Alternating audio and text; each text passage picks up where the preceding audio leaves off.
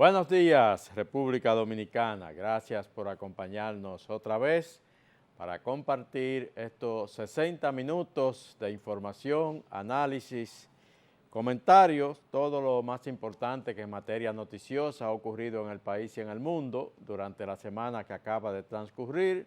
Lo vamos a repasar aquí en Reporte Especial con Rosendo Tavares en este sábado 11 de febrero año 2023, que iniciamos inmediatamente en el plano internacional.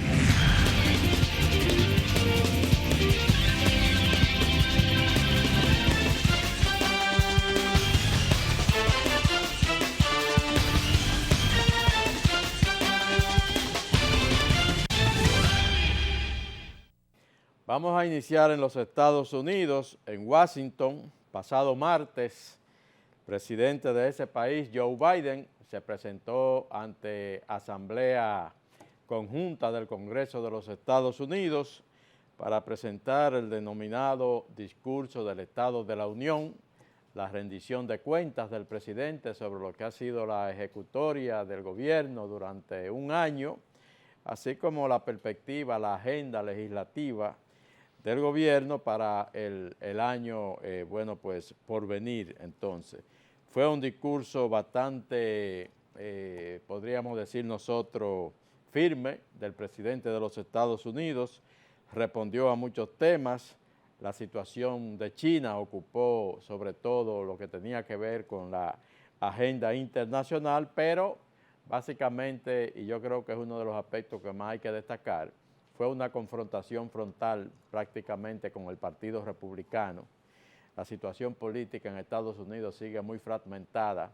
Hay una polarización que se expresa ya en ocasiones que son sumamente especiales, como es el tema del discurso del Estado de la Unión, y en determinado momento esa tensión se pudo sentir, incluso con abucheos y con llamados por parte de legisladores republicanos, pero en sentido general fue un discurso considerado bueno por las grandes mayorías de la opinión pública norteamericana, sobre todo donde Biden enfrentó a las grandes corporaciones de ese país, las corporaciones farmacéuticas, la industria de las armas, entre otros aspectos que definitivamente convirtieron el discurso en una especie de manifestación de solidaridad con la clase trabajadora norteamericana.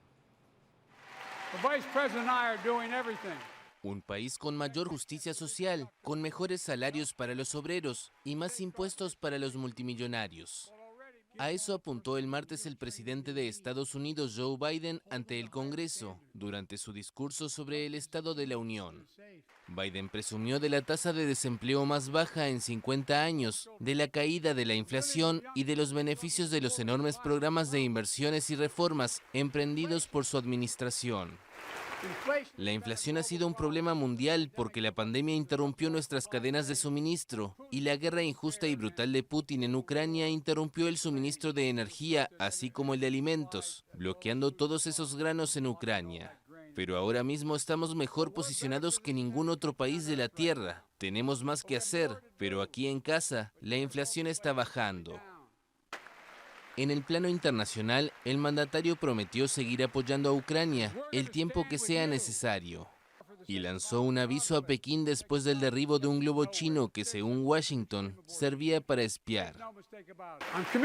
Me comprometo a trabajar con China para hacer avanzar los intereses estadounidenses y beneficiar al mundo, pero no se equivoquen. Como dejamos claro la semana pasada, si China amenaza nuestra soberanía, actuaremos para proteger a nuestro país, y así lo hicimos. Fue un discurso más centrado en política interna, con una defensa a ultranza del corazón industrial de Estados Unidos. Pero Biden fue más allá de la economía y abordó temas que dividen a los estadounidenses, como las armas, la violencia policial, el aborto o la migración. Hemos puesto en marcha un nuevo plan fronterizo el mes pasado. La migración ilegal desde Cuba, Haití, Nicaragua y Venezuela se ha reducido en un 97% como consecuencia de ello. Biden pidió terminar el trabajo de la reforma policial para responsabilizar a los agentes que tengan comportamientos violentos y prohibir las armas de asalto peligrosas de una vez por todas. Y sobre el derecho al aborto, advirtió a los republicanos que vetará cualquier legislación que prohíba la interrupción del embarazo a nivel federal. Yo vi el discurso completo, fue una pieza de unos 73 minutos, tocó prácticamente todos los aspectos que se esperaba que tocara, pero como decíamos, ahí se puso de manifiesto esa división política que hay en Estados Unidos.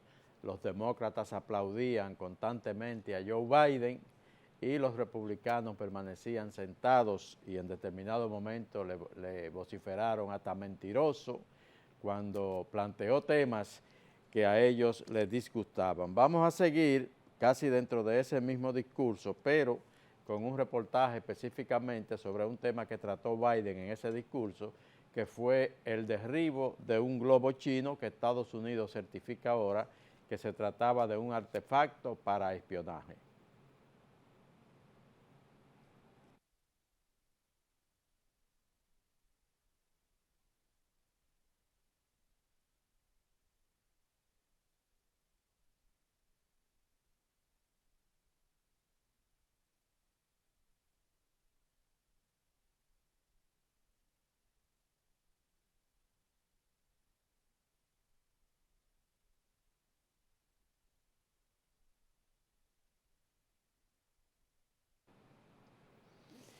Bien, la justicia de Estados Unidos sigue investigando las posibles vinculaciones del expresidente de ese país, Donald Trump, con el asalto al Capitolio el 6 de enero del año 2021.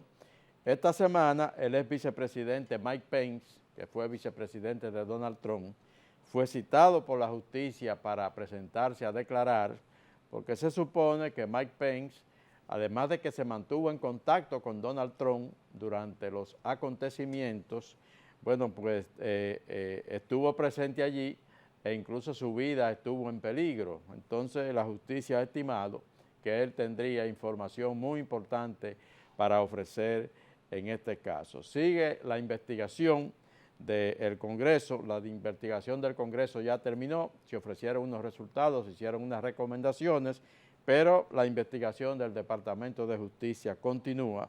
Todo parece indicar que en algún momento el expresidente de los Estados Unidos tendrá que rendir algún tipo de cuenta por su vinculación directa con lo que ocurrió ese día en el Capitolio allá en Washington. Y nos vamos con el terremoto que afectó a Turquía sobre todo, pero que también afectó a Siria. Ya se cuentan en más de 22,000 las muertes y se supone que por lo menos otras 190,000 personas permanecen bajo los escombros. Los equipos de rescate seguían el viernes buscando supervivientes entre los escombros, dejados por el potente terremoto que golpeó el lunes Siria y Turquía. Y el balance de muertos supera los 22,000. Una mujer fue rescatada con vida, casi 100 horas después de que ocurriera el sismo de 7,8. Aunque los supervivientes son cada vez menos, habiendo pasado los 3 días cruciales para el rescate de personas vivas. Lo juro, no sabemos qué hacer. Dejen que pasen unos días. No sabemos qué haremos. No sabemos en qué nos convertiremos. Aquellos que murieron se fueron, pero quienes nos quedamos, que Dios los ayude. No hay nada que decir. La vida se acabó. Crece el enfado por la reacción de las autoridades turcas, juzgada de insuficiente y tardía, mientras el presidente Recep Tayyip Erdogan reconoció deficiencias. Desafortunadamente nuestro trabajo fue muy difícil, ya que el devastador efecto del sismo se esparció por 10 provincias y en un área de 500 kilómetros. La ayuda humanitaria comenzó a entrar a Turquía, pero llegar a Siria es más complicado por la guerra y las sanciones en contra del régimen sirio. El alto comisionado de la ONU para los Derechos Humanos exigió un alto al fuego inmediato para facilitar el suministro de ayuda. Por el conflicto en Siria, hay hospitales destruidos, problemas de suministro de electricidad y agua, y a organizaciones humanitarias les preocupa una eventual propagación del cólera. La ONU solo puede enviar ayuda a las zonas rebeldes del noroeste, a través del cruce de Bab al-Hawa, en la frontera con Turquía. Por ello pidió al Consejo de Seguridad que autorice nuevos pasos para enviar ayuda humanitaria.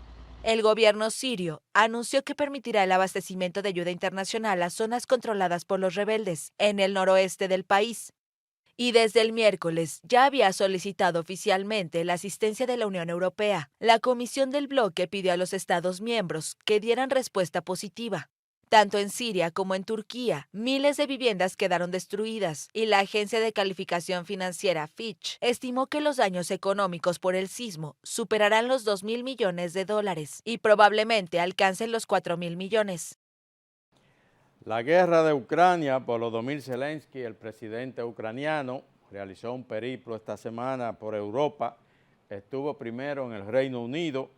Allí fue recibido por el primer ministro Rishi Sunak y luego en audiencia especial por el Parlamento británico. Agradeció a los británicos por sus más de 355 días de apoyo durante la jornada para enfrentar a Rusia, pero también pidió alas, pidió aviones de combate para seguir resistiendo la invasión. El presidente de Ucrania, Volodymyr Zelensky, visitó este miércoles por sorpresa el Reino Unido.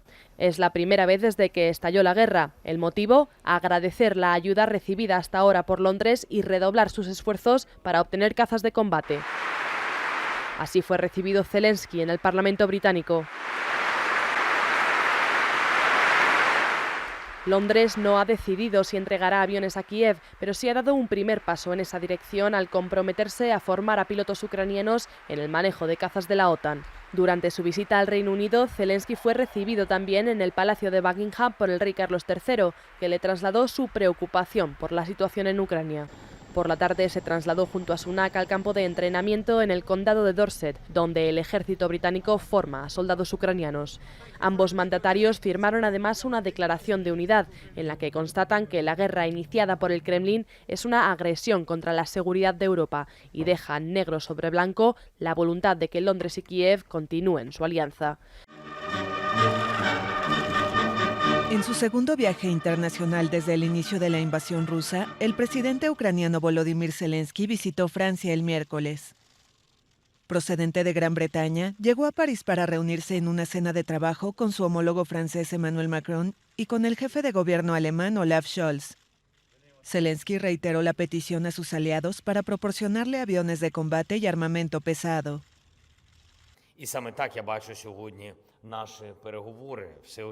Mientras más pronto Ucrania obtenga armamento de largo alcance y nuestros pilotos tengan aviones,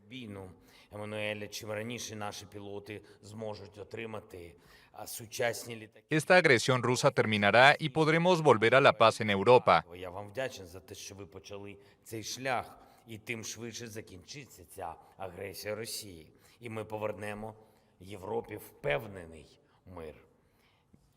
De su lado, Macron dijo a Zelensky que Francia está decidida a ayudar a Ucrania y seguir entregando armas. El crimen de agresión no puede ser tolerado bajo ninguna circunstancia, menos aún si es cometido por una potencia como Rusia. Por eso apoyamos firmemente a Ucrania y estamos decididos a ayudar a Ucrania a la victoria y al restablecimiento de sus derechos legítimos. Scholz aseguró que los aliados apoyarán a Ucrania el tiempo que sea necesario. El Reino Unido dice que seguirá apoyando a Ucrania durante el tiempo que sea necesario. Lo mismo dice Francia, lo mismo dice Alemania. Estados Unidos, el presidente Joe Biden, cuando habló esta semana ante el Congreso, expresó también que Estados Unidos va a seguir apoyando a Ucrania durante el tiempo que sea necesario. Eso quiere decir que esta guerra se va a extender y que le será difícil a Vladimir Putin y a Rusia pues apoderarse de Ucrania, como fue el propósito principal de la invasión. Nos vamos ahora a Bruselas, seguimos con el presidente de Ucrania, porque allá en Bruselas, Bélgica, sede de la OTAN, sede de la Unión Europea, sede del Parlamento Europeo, el presidente ucraniano participó de la cumbre de la Unión Europea y allí también pidió más asistencia militar. El presidente de Ucrania, Volodymyr Zelensky, visitó el jueves las instituciones de la Unión Europea. Hizo llamados a acelerar la entrega de armas modernas para enfrentar la ofensiva rusa contra su territorio. Y ante el Parlamento Europeo, enfatizó que la resistencia de Ucrania es también una defensa del estilo de vida europeo. Ми захищаємось від найбільш антиєвропейської сили сучасного Nos estamos defendiendo de la fuerza más antieuropea del mundo moderno. Nos defendemos a nosotros mismos. Nos defendemos a nosotros mismos, los ucranianos en el campo de batalla, junto con ustedes. Además, el presidente ucraniano participó de la jornada inaugural de la Cumbre de Líderes de la Unión Europea, a quienes agradeció el apoyo recibido desde el inicio de la guerra, en febrero del año pasado, pero reiteró el pedido de armas y añadir aviones caza y misiles de largo alcance a los paquetes de asistencia militar.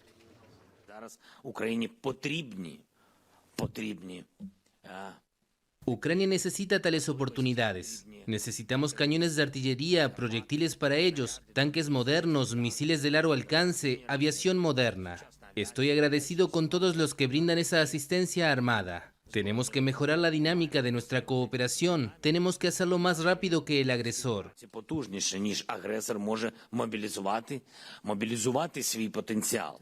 Los líderes de las instituciones europeas respaldaron el pedido y reforzaron la presión sobre los Estados miembros del bloque para que se acelere la entrega de armas, incluyendo aviones caza y proyectiles de largo alcance. Los estados deben considerar rápidamente como siguiente paso proporcionar sistemas de largo alcance y los aviones que necesita para proteger la libertad que muchos han dado por sentado.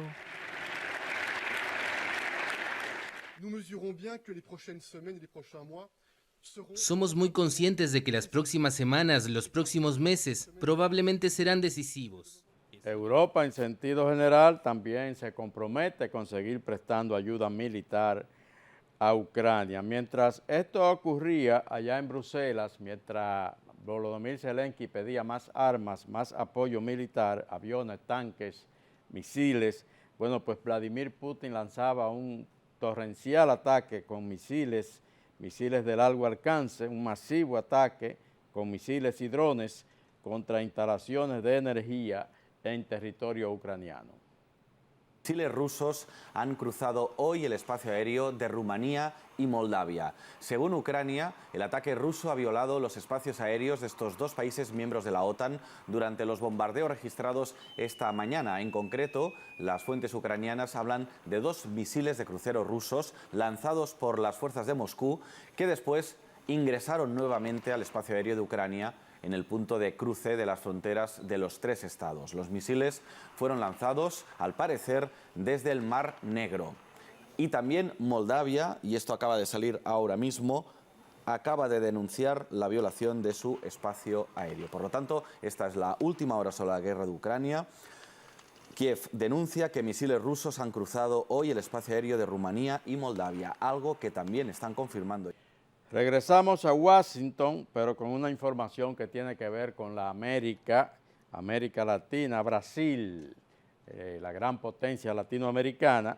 El presidente Luis Ignacio Lula da Silva, en su primer viaje a Estados Unidos, luego de su elección por tercera vez como presidente del Brasil. Llegó a Washington y allí se reunió con Joe Biden y se reunió con otros dirigentes de la arena política norteamericana, el caso, por ejemplo, de Bernie Sanders, el senador demócrata de Vermont.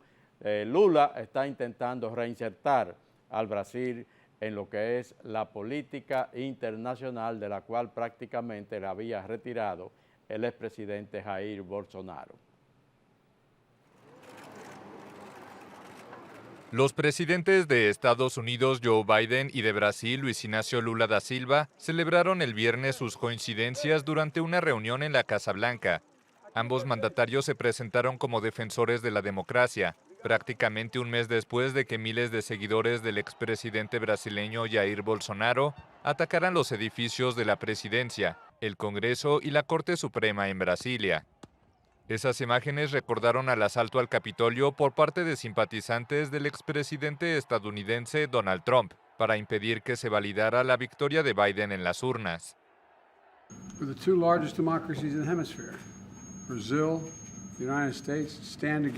Somos las 2 mayores democracias del hemisferio. Brasil y Estados Unidos estamos juntos. Rechazamos la violencia política y damos gran valor a nuestras instituciones democráticas. Los Estados Unidos se unen en rejeitar la violencia política y los ataques a nuestras instituciones. Creo, y lo dijimos en su momento, debemos seguir defendiendo juntos la democracia, los valores democráticos que forman el núcleo de nuestras fuerzas. Los presidentes también se comprometieron con la lucha contra el cambio climático. Lula prometió acabar con la deforestación en la Amazonía hacia 2030, una amenaza ambiental que se disparó durante el gobierno de Bolsonaro. Últimos anos, a Amazônia foi invadida. En los últimos años, la selva en la Amazonía fue invadida por la irracionalidad política y humana, porque tuvimos un presidente que enviaba a gente a deforestar. Los mineros ilegales de oro entraban a reservas indígenas. Mandava desmatar. Mandava garimpo entrar nas áreas indígenas. Tras la reunión, Lula dijo a periodistas que discutió con Biden sus diferencias sobre la guerra en Ucrania. Mientras Washington ha enviado armas a Kiev para defenderse de la invasión rusa, Brasilia quiere conformar un grupo de países que busque una salida negociada al conflicto. Seguimos en Sudamérica, pero nos vamos a Ecuador. Crisis política en Ecuador, se le están complicando las cosas al presidente Guillermo Lasso. Convocó a un referéndum para reformar la Constitución, confiado de que iba a ganar. Las encuestas decían que iba a ganar, pero a la hora de votar la gente decidió otra cosa, una rotunda derrota. Pero además el partido del presidente Lasso perdió las elecciones en las principales ciudades, elecciones municipales para alcaldes y otros cargos en las principales ciudades ecuatoriana, y para peor aún, el partido del expresidente Rafael Correa, quien se encuentra exiliado en Bélgica, fue el triunfador de las elecciones. Ahora él pide diálogo, pero la oposición le pide renuncia. El presidente de Ecuador, Guillermo Lasso, refrescó este jueves una parte de su equipo de colaboradores y asumió nuevamente la derrota sufrida en las votaciones del pasado domingo, cuando perdió en un referendo que impulsó para aplicar reformas a la Constitución y en las elecciones locales. Que un entendimiento nacional no se generará de la noche a la mañana. Sé que eso pasa primero por reconstruir puentes de confianza. El entendimiento al que yo me refiero se construirá día a día con pasos seguros y firmes. En una ceremonia efectuada en el Palacio Presidencial de Carondelet, en el centro histórico de Quito, Lasso aceptó la dimisión de su ministro de Gobierno, Francisco Jiménez, y designó en su reemplazo a Henry Cucalón, un ex legislador del conservador Partido Social Cristiano, grupo que ha aclarado que él ya no pertenece a esa formación. Señor presidente, estamos aquí porque el país siempre es primero. El interés general está por encima de todo. Durante el acto se anunció la designación de Sebastián Corral, un empresario de la comunicación, como secretario general de la Administración Pública en lugar de Iván Correa. Asimismo, designó a Marcelo Córdoba como secretario de Gestión y Desarrollo de Pueblos y Nacionalidades en lugar de Greti Vargas. Lasso también realizó cambios en ciertas gobernaciones como las costeras de Guayas, Esmeraldas y El Oro, así como en la andina de Cotopaxi. En la provincia de Guayas designó al empresario ganadero Francesco Tabachi, en Esmeraldas al exfutbolista Frickson Erazo, en El Oro al abogado Fernando Apolo y en Cotopaxi a la política Tania Vázquez, que perdió las votaciones del pasado domingo cuando corrió como candidata a la prefectura de esa misma provincia. Nos vamos al Perú. El Perú también muy complicado políticamente. Perú no encuentra salida a la profunda crisis que sacude a ese país. La presidenta Dina Boluarte dice que no renuncia. Los congresistas negados a adelantar las elecciones, porque eso significaría que ellos cesen también en sus cargos. Y como la cosa parece no tener salida, los militares han comenzado a pronunciarse y han dicho que ellos, los militares, van a tomar la decisión de recuperar el orden en ese país. Y si estoy acá es porque estoy haciendo por una lucha justa. ¿Por qué? Estoy luchando por el futuro de acá, de mi pequeñita, de mi hija. Y ahorita lo único que yo pediría que renuncie, para que todo se calme, para que todo pase ya de una vez, que renuncie de una vez ya nuestra presidenta que nos está representando en estos momentos. En más de 2 meses de movilizaciones antiestatales en Perú, decenas de manifestantes perdieron la vida debido a la represión de las fuerzas de seguridad. Los manifestantes vinculan a la mandataria con los asesinatos y exigen justicia. Escucha, renuncia de una vez. Pedimos justicia. La Comisión Internacional de Derechos Humanos tiene conocimiento de todo esto y ellos tienen que dar un pronunciamiento a la población. Nosotros tenemos la esperanza de que esta Comisión Internacional que vela, ¿no?, donde realmente no se deben de cometer delitos de lesa humanidad, se pronuncie y de esa... El cierre del Congreso, controlado por la derecha, es otro reclamo de los peruanos. Demandan una consulta sobre una asamblea constituyente para redactar una nueva constitución política. Sin duda alguna, la liberación del presidente destituido Pedro Castillo se cuenta entre las exigencias de los indignados en Perú. Perú sigue sumido en una crisis política. Ante el aumento del descontento social con marchas antigubernamentales, la presidenta designada Dina Boluarte decretó un estado de emergencia de 2 meses en 7 regiones que conforman casi la práctica total del centro-sur del país. Durante la medida se aplica lo dispuesto en el inciso 1 del artículo 137 de la Constitución Política, en lo que concierne a la restricción o suspensión. Perú sin salida. Por eso los militares dijeron esta semana, vamos a recuperar el orden interno. Seguimos en Sudamérica, pero en Chile que está un poco más tranquilo políticamente ya. Hubo convulsión también en los últimos 2 o 3 meses, pero hoy Chile está más tranquilo. Ahora el gobierno del presidente Boric, Gabriel Boric, se ha embarcado en recuperar los recursos que había sustraído el ex dictador Augusto Pinochet y que están en poder de sus familiares. Han abierto el testamento de la viuda de Pinochet tras la demanda del Consejo de Defensa de Estado contra los herederos de Pinochet.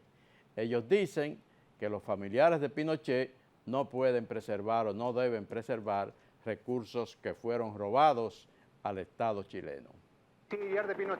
Nadie fue indiferente ese día en Chile. Fallecía la esposa de Augusto Pinochet, una de las mujeres con más poder durante la dictadura. Con 99 años, Lucía dejaba de existir.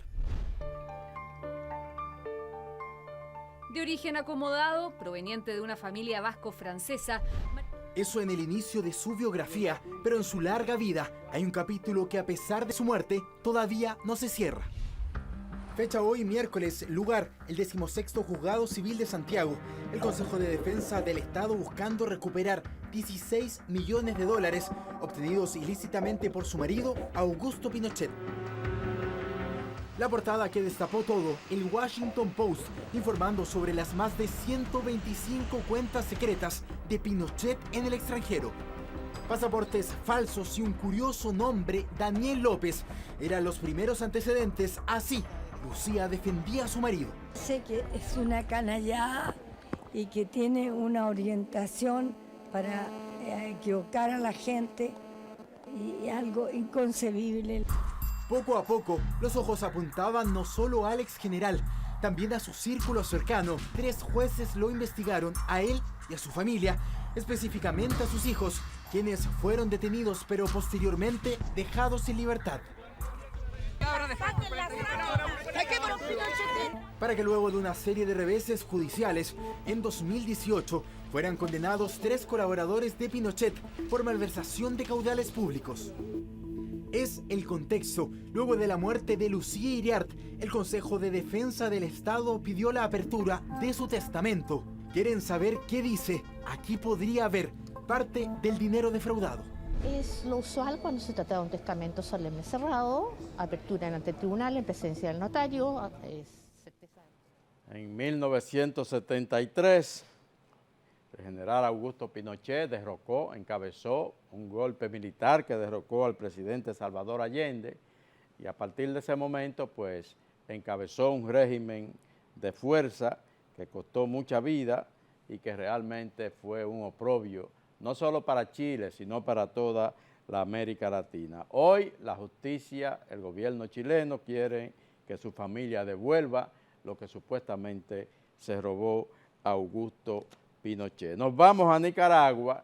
Allí Daniel Ortega, el dictador, porque no se le puede llamar de otra manera, Finalmente, bueno, pues liberó a unos 200 presos políticos que tenían cárceles de ese país, pero no los dejó en territorio nicaragüense, sino que los montó en un avión y ya en el avión les comunicó que lo estaba enviando como exiliados a Estados Unidos. Aterrizó en Washington el avión, precisamente un avión norteamericano que viajó a Managua para recoger a esos 200 presos políticos liberados por Ortega y fueron desembarcados en la capital de los Estados Unidos. Decenas de nicaragüenses acudieron este jueves al Aeropuerto Internacional de Washington para recibir a más de 200 presos políticos liberados y expatriados de forma unilateral por el gobierno de Managua. La mayoría de los opositores fueron encarcelados desde la crisis sociopolítica de 2018 y permanecían en condiciones que violaban sus derechos humanos, según denuncias de otros gobiernos y organizaciones. En este momento estamos disfrutando de estas primeras horas de libertad. Creo que la prioridad ahora en este momento está centrada en la familia, en rehacer nuestras vidas y veremos qué condiciones hay. Obviamente hay muchos compañeros presos políticos que han dejado a sus familias en Nicaragua y obviamente hay una preocupación sobre esto, ¿no? ¿Qué va a pasar con las esposas, los hijos de las personas? Familiares, amigos y activistas acudieron inmediatamente hasta el aeropuerto Dallas, donde esperaron por horas a la llegada de los recién liberados con pancartas y coreando consignas. Hermosa la paz y en tu suelo nada empañe tu... La hija de Evelyn Pinto dejó todo lo que estaba haciendo para venir a recibir su madre. Tiene 63 años y su cumpleaños es el 27 de febrero. Yo la vi ni me acuerdo, como en el 2000, no sé, no puedo pensar ahorita, pero la voy a recibir y no hay una hora para abrazarla. Estados Unidos anunció que concederá a los recién liberados un ingreso humanitario válido por 2 años. Que es una situación agridulce, porque salir en estas condiciones de la nación que amamos con toda nuestra alma es como cuando a un hijo lo arrancan del vientre de su madre, es decir... La diáspora nicaragüense en Washington se activó inmediatamente para recibir a los presos. Yo le soy franco y sincero, yo me esperaba la muerte. Estar aquí con usted hablando, con estas cámaras, eso para mí es un milagro de Dios. No hay otra palabra, porque yo pensaba que nos iban a matar. Los liderados incluyen dirigentes políticos, empresariales, periodistas, representantes de la sociedad civil y estudiantes. Bueno, enviados a Estados Unidos, despojados de todos sus derechos civiles y políticos, pero además, y es lo que anunció, según veíamos en el reportaje, despojados de su nacionalidad nicaragüense. Medidas que solamente toma un régimen de fuerza, por supuesto, una dictadura. Vamos a Puerto Rico, pero en Washington, porque el gobernador de Puerto Rico, Pedro Pierluisi, estuvo presente esta semana en el Congreso de los Estados Unidos, específicamente el día jueves. Allí fue a solicitar que el Congreso autorice un referéndum en Puerto Rico para que esa isla, para que ese país, pues pueda celebrar un referéndum que sea vinculante sobre el estatus que Puerto Rico quiere mantener.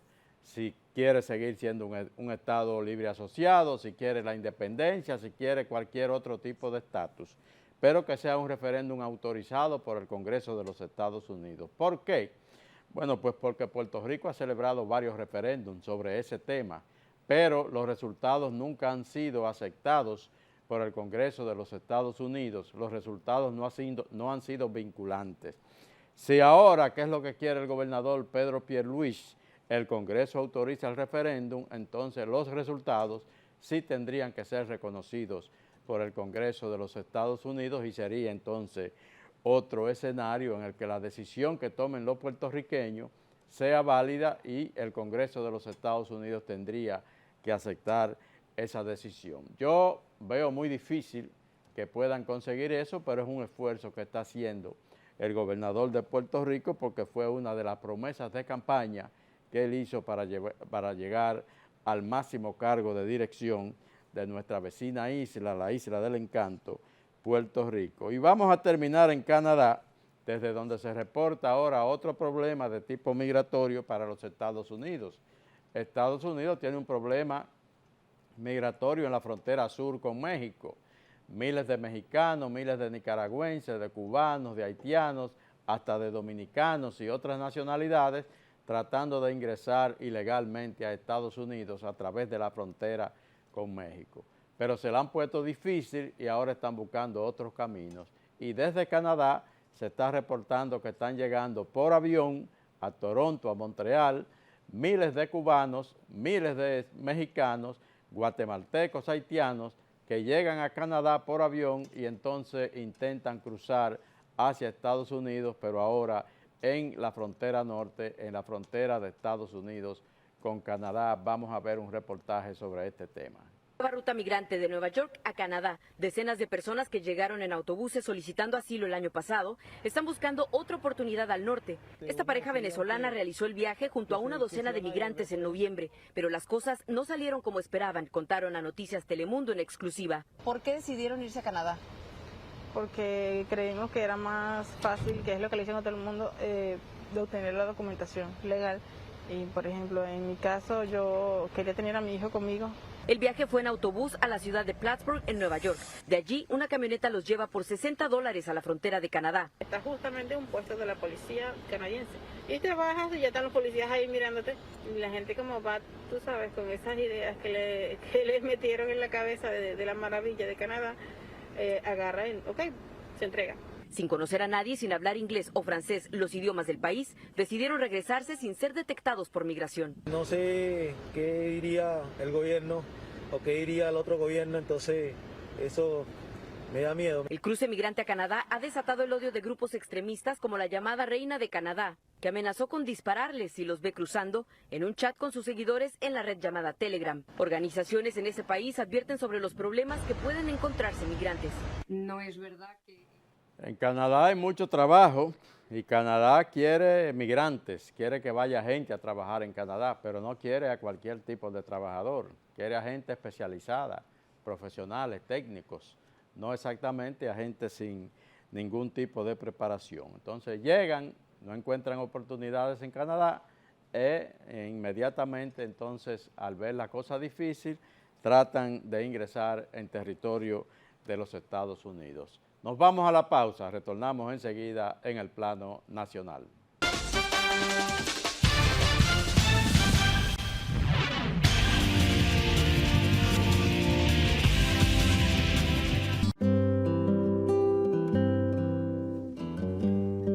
Hoy sé que no pido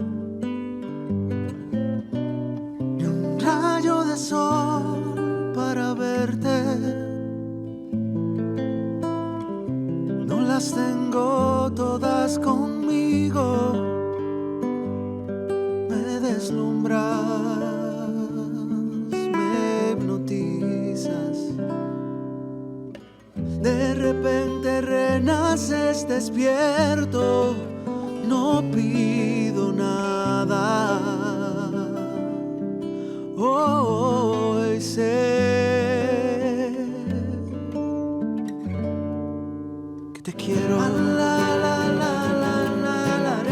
Donde sea que haya un dominicano, ahí estaremos con él, porque somos Banreservas, el banco de todos los dominicanos.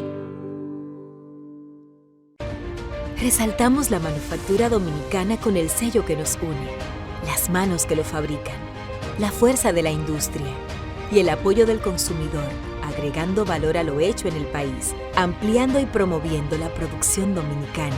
Ya son muchos los que se han sumado. Solicita también el tuyo. Ministerio de Industria, Comercio y MIPYMES de la República Dominicana y la Asociación de Industrias de la República Dominicana, AIRD.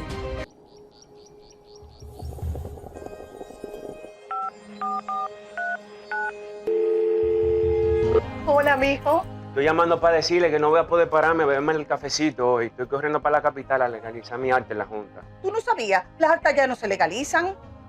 Mamá, ¿usted está segura? Mira, y te digo más, ahora tú la puedes sacar en cualquier oficialía o donde sacan actas. ¿Cuál es ese cafecito, hombre? Que voy para allá. Junta Central Electoral. garantía de identidad y democracia. Tu acta no se legaliza, tu acta no se vence. Transformamos el agua en energía limpia. En la empresa de generación hidroeléctrica dominicana apostamos al desarrollo sostenible. Nos esforzamos por la protección de los recursos naturales. Hoy nos diversificamos y apostamos al aprovechamiento del sol y el viento para aumentar la producción de energía renovable.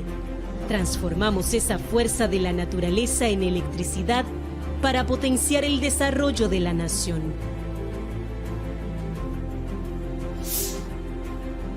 EGI, líder en energía limpia. La República Dominicana había perdido la confianza en nuestras instituciones. Por los dominicanos y dominicanas, esta administración ha asumido el compromiso de abrir las puertas de la transparencia, de la integridad y del control. Es por eso que la Contraloría General de la República Dominicana ha implementado nuevos controles para llevar eficiencia y garantizar la buena ejecución de los fondos públicos. Conoce más en www.contraloría.gov.do. Gobierno de la República Dominicana. PRIL, velamos porque los derechos de seguridad laboral de los trabajadores sean respetados a través de la Ley 397-19, beneficiando así a más de 2 millones de empleados en el sector público y privado. IDOPRIL, salud y seguridad laboral, responsabilidad de todos. Para más información, accede a nuestro portal web www.idopril.gov.do.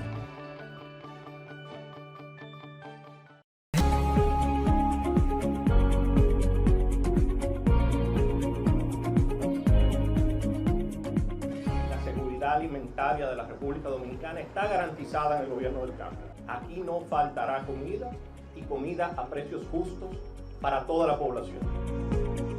Los mejores precios fue en esto que han llegado aquí a Negro. Está baratísimo, oiga, a 125 un pollo. Se sienten satisfechas todas las amas de casa. Comida barata, chévere, chévere.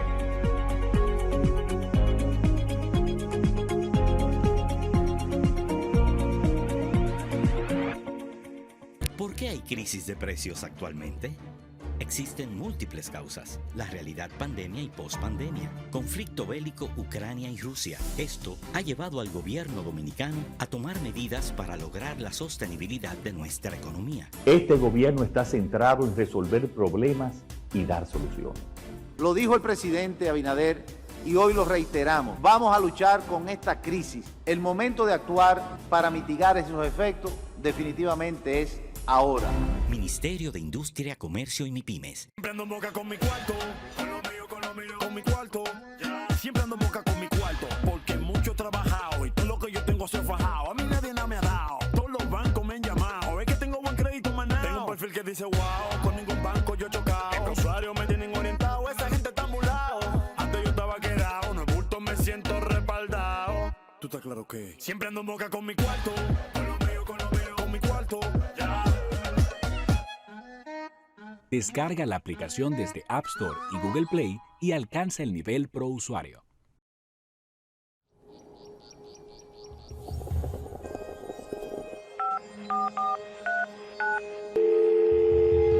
Hola, mijo. Estoy llamando para decirle que no voy a poder pararme a beberme el cafecito hoy. Estoy corriendo para la capital a legalizar mi arte en la Junta. ¿Tú no sabías? Las actas ya no se legalizan. Mamá, ¿usted está segura? Mira, y te digo más, ahora tú la puedes sacar en cualquier oficialía o donde sacan acta. ¿Cuál es ese cafecito, hombre? Que voy para allá. Junta Central Electoral, garantía de identidad y democracia. Tu acta no se legaliza, tu acta no se vence.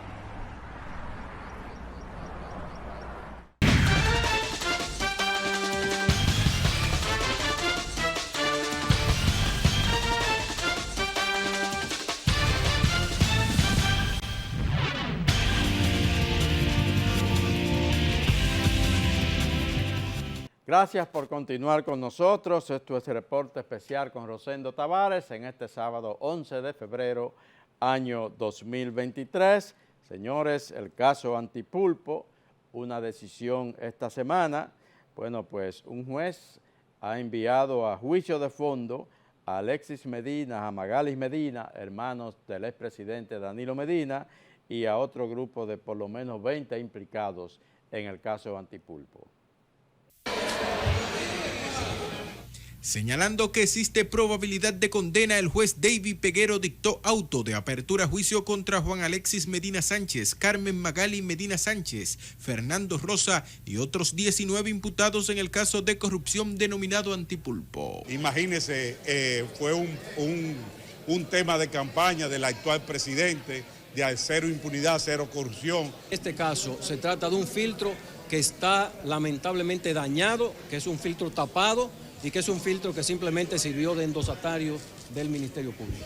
Asimismo, al acoger los acuerdos a los que arribó el Ministerio Público con 4 de los imputados, el juez condenó a 5 años de prisión en diferentes modalidades y el decomiso de bienes a Francisco Pagán y Julián Esteban Suriel Suazo. O sea que esta audiencia preliminar termina con todos los acusados enviados a juicio y con 2 personas desde ya condenadas a 5 años. El titular del 7º Juzgado de Instrucción del Distrito Nacional también reconoció calidades a los abogados designados por el presidente de la República para pedir indemnización económica a favor del Estado. En ese sentido, pese a que mantuvo invariables las medidas coercitivas que tiene cada imputado, el magistrado decidió imponer medidas de coerciones reales que van desde los 10 a los 30 millones de pesos con el fin de garantizar el resarcimiento económico en caso de que sean condenados en el juicio de fondo. En adición, el juez acogió un incidente tendente a que el Ministerio Público no le coloque a sus operaciones nombres que atenten contra la dignidad de los investigados. En el Congreso Nacional, el Senado de la República aprobó en primera lectura el proyecto de Código Penal y lo han aprobado sin incluir las famosas y muy reclamadas 3 causales. En la sesión de este miércoles fue aprobado el proyecto de ley del nuevo Código Penal. Con las modificaciones incluidas que rindió la comisión. El nuevo Código Penal de la República Dominicana viene a sustituir una pieza decimonónica de 1884. Algunos mantenemos la teoría de que es de 1805 porque es el mismo Código Napoleónico. En la propuesta, que ahora cuenta con más de 400 artículos, no fueron incluidas las 3 causales del aborto. Se está manteniendo una sanción penal a las mujeres que incurran en una interrupción al proceso de gestación. No se establecen criterios ni se establece nada sobre qué base se van a emitir esas sanciones. Que excluyamos de esta pieza todo lo que tiene que ver con la interrupción del embarazo, para que lo conozcamos en una ley especial. Pero de ninguna manera van a coger de excusa para hoy quitarle el derecho a una mujer a decir, yo voy a interrumpir un embarazo porque fui producto de una violación. De inmediato, la feminista Sergia Galván manifestó que lo ocurrido en el Senado ha sido un acto de insensatez e irracionalidad. Sancionar un código que tiene 139 años, penalizando de manera absoluta el aborto, es un sinsentido, donde la mayoría de países del mundo hace décadas que despenalizaron, que en segunda lectura reviertan esa decisión, pero también la sensatez en la Cámara de Diputados, si le llega este código que lo rechazan, y al presidente de la República, que si le llega esta pieza, penalizando de manera absoluta el aborto, lo devuelva. Se espera que la próxima semana la pieza sea...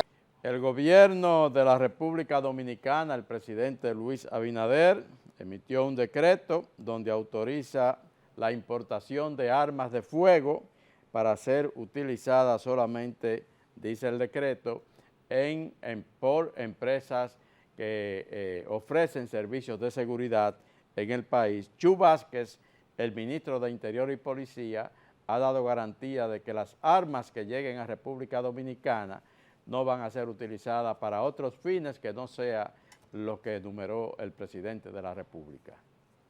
Para uso de empresas de seguridad privada debidamente registradas por un periodo de 6 meses. El decreto 30-23 firmado la noche del 7 de febrero deroga el 309-06 que desde hace 17 años prohibía la entrada legal de armas de fuego al país.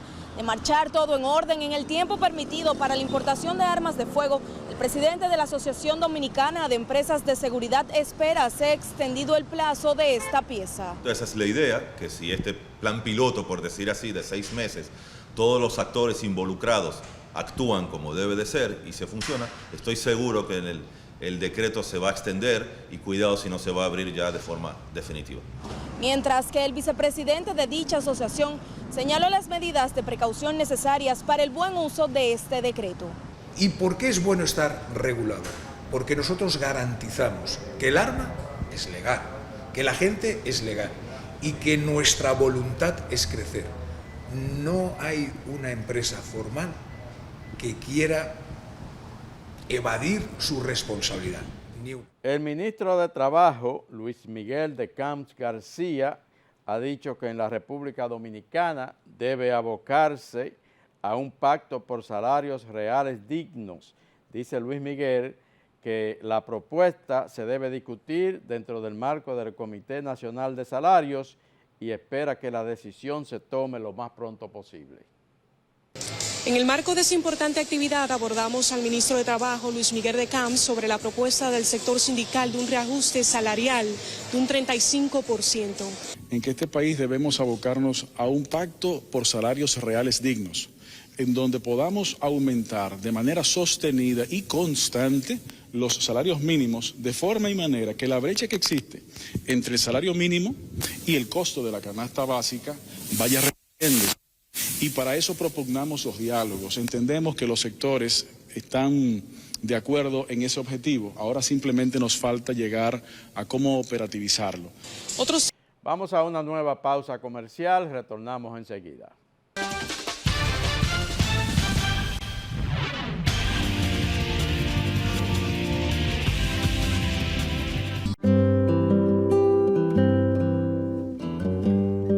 Hoy sé que no pido ni un rayo de sol para verte. No las tengo todas conmigo. Me deslumbras, me hipnotizas. De repente renaces despierto, no pido nada. Hoy sé que te quiero. Donde sea que haya un dominicano, ahí estaremos con él, porque somos Banreservas, el banco de todos los dominicanos. El cólera es una infección intestinal causada por una bacteria que se adquiere tras ingerir agua o alimentos contaminados. Los signos y síntomas del cólera son diarrea abundante y líquida, con aspecto de agua de arroz, vómitos, dolores de barriga, sed y deshidratación. Si tienes estos síntomas, dirígete de inmediato al centro de salud más cercano. Recuerda, para prevenirlo se recomienda lavarse las manos con agua y jabón después de ir al baño y antes de cada comida. Consumir alimentos bien cocidos y preparados con agua potable. En todos los casos, para mayor cuidado, hervir el agua. Protégete del cólera. La prevención es un asunto de todos. Este es un mensaje del Ministerio de Salud Pública. Nuestros servicios más cerca de ti. En Idopril, velamos porque los derechos de seguridad laboral de los trabajadores sean respetados a través de la Ley 397-19, beneficiando así a más de 2 millones de empleados en el sector público y privado. Idopril, salud y seguridad laboral, responsabilidad de todos. Para más información, accede a nuestro portal web www.idopril.gov.do.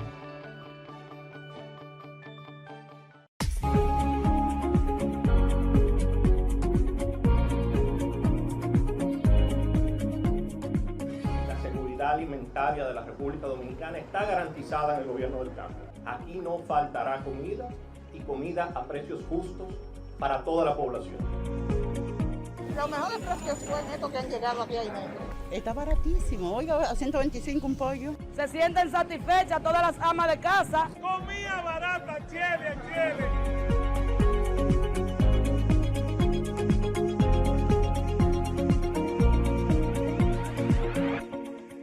¿Por qué hay crisis de precios actualmente?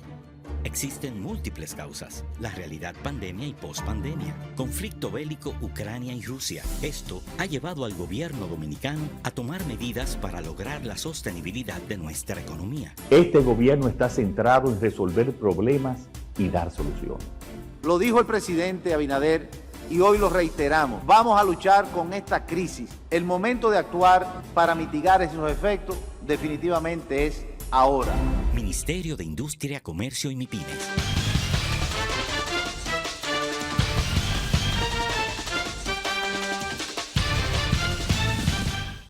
Recientemente, el pasado domingo, estuvimos en Pedernales, por allá, en una programación especial con la Z101 y el Gobierno de la Mañana, porque el presidente Luis Abinader estaba dando allí el primer palazo de los primeros 2 hoteles que se van a construir en Pedernales dentro de este mecanismo de alianza público-privada.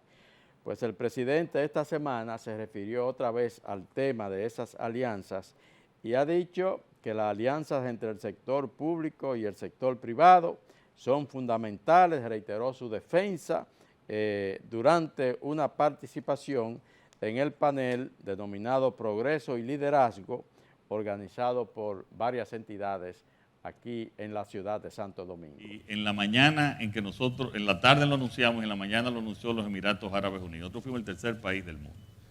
Hoy está muy bien, eso fue un éxito, pero ¿y si queda mal? Entonces, en esos momentos son donde realmente se ejerce un liderazgo. Pero nosotros estábamos totalmente convencidos, habíamos hecho estudios y sabíamos que eso era lo conveniente para nuestro país. Entonces, así pasa en muchas de las decisiones también que hemos tenido que tomar en una época, señores, con tanta incertidumbre, que con la pandemia, pero no solamente fue una pandemia, es una pandemia que llevó también a una crisis económica, primero una depresión económica y después entonces vino un aumento de precios y ya cuando se estaba estabilizando a finales de 2021. Eso ha sido todo esta semana. Muchísimas gracias por habernos acompañado. Reporte especial con Rosendo Tavares regresa el próximo sábado a la misma hora, como siempre, al más alto nivel periodístico. Tengan todos muy buen fin de semana.